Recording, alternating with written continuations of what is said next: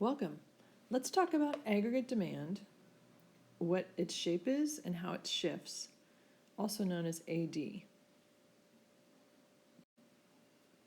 So we're really looking to explain the short-run fluctuations in the economy, why we have recessions and expansions, and the ASAD model is really the core model of macroeconomics.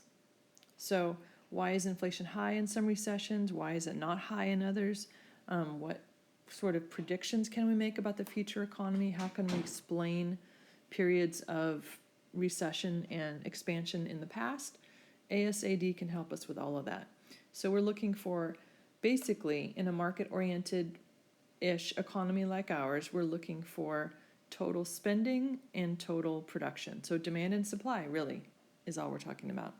But it's different than the individual demand and supply for apples, for instance. This is total combined demand and supply. So we'll need to unpack that a little bit.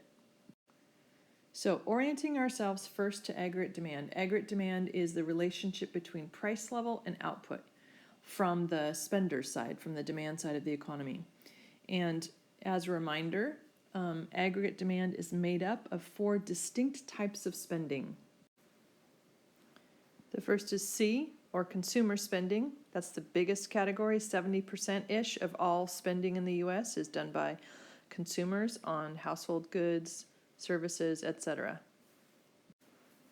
And the second type, the small but volatile business investment spending. This is where businesses are buying equipment in the economy like tractors and servers and delivery trucks, etc. This is business investment in capital equipment.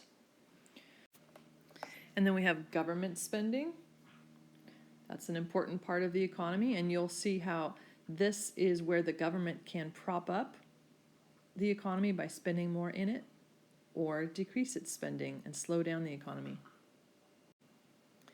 And the last term is exports minus imports, or net exports. And so the aggregate demand curve basically looks at all these types of spendings. Do they increase or decrease when the price level rises or falls? And what shifts them?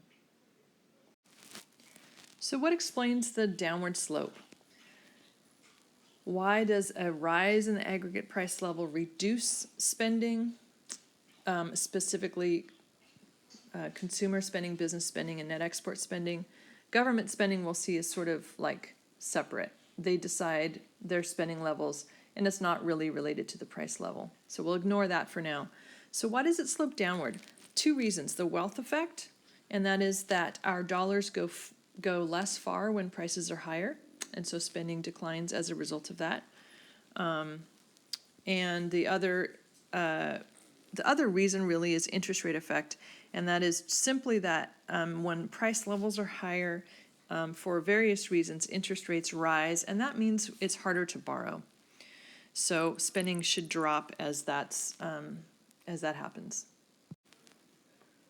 So here it is, the money shot. What are the things that will shift the aggregate demand curve? We just explained the slope.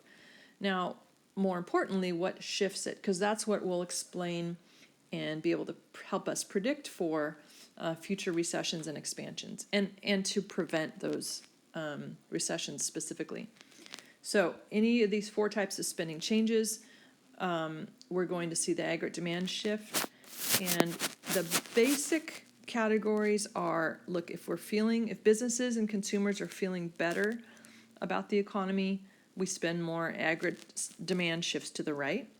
If our wealth increases, let's say there's an asset bubble, a housing market bubble, or a stock market bubble, that will shift that has an effect on our wealth, and so that will shift especially those types of spending, consumer and business.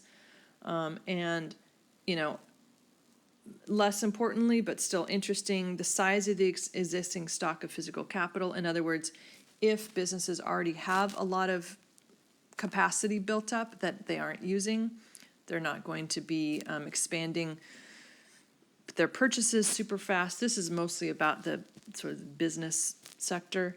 And for instance, coming out of a recession, a lot of times you'll have empty warehouses, and that means even as the recession recedes and we start spending again, we're going to have a lag where businesses simply keep their investment flat because they don't need to increase their there's a lot of slack still to be taken up before they buy new equipment and new factories.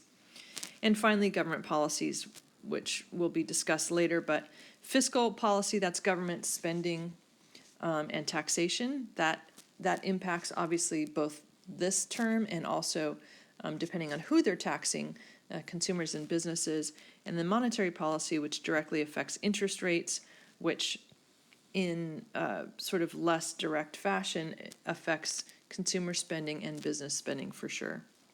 And it does have effects on the net export market as well.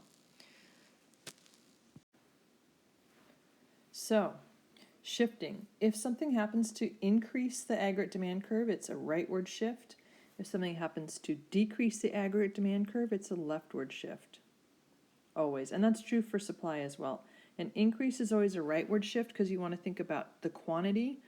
Is it increasing? Then it's a rightward shift. If it's decreasing, then it's a leftward shift or a decline. And a little practice question for you. If the economy is in equilibrium and the real estate market collapses, what will likely happen? So you're thinking about wealth, the effect on consumer wealth. And the answer, B, the aggregate demand curve shifts left, declines. And that's it for this video. See you on the flip side.